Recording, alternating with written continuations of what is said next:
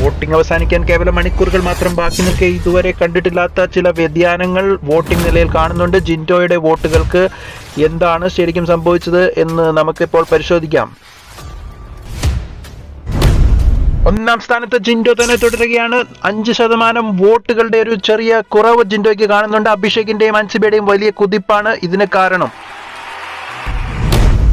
രണ്ടാം സ്ഥാനത്ത് 93,795 വോട്ടുകളോടെ ജാസ്മിൻ തന്റെ ആ പോരാട്ടം ശക്തമായി തന്നെ തുടരുകയാണ്. ജിൻഡോയുമായിട്ടുള്ള ആ വിടവ് കുറച്ച് നികത്താൻ ജാസ്മിന് സാധിച്ചിരിക്കുന്നു.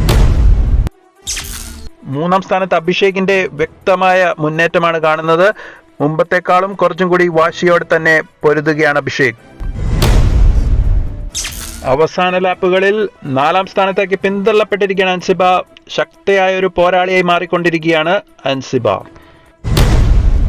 മാറിമറിയുന്ന വോട്ടിംഗ് യുദ്ധത്തിൽ 5ാം സ്ഥാനം കൊണ്ട് തൃപ്തിപ്പെടേണ്ട അവസ്ഥയിലാണ് അർജുൻ. 85,342 വോട്ടുകളാണ് അർജുൻ നേടിയത്.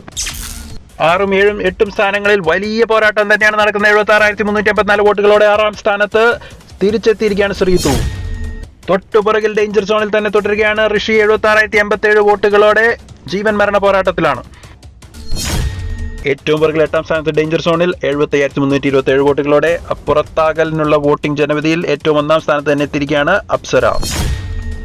അപ്സര പുറത്താകാനാണ് ഏറ്റവും കൂടുതൽ സാധ്യതയുള്ളത്. എന്നാൽ 3 പേരും തമ്മിൽ വലിയ വ്യത്യാസമില്ലാത്തതിനാൽ ബിഗ് ബോസിന്റെ തീരുമാനം ചിലപ്പോൾ നമ്മളെ അത്ഭുതപ്പെടുത്തിയേക്കാം.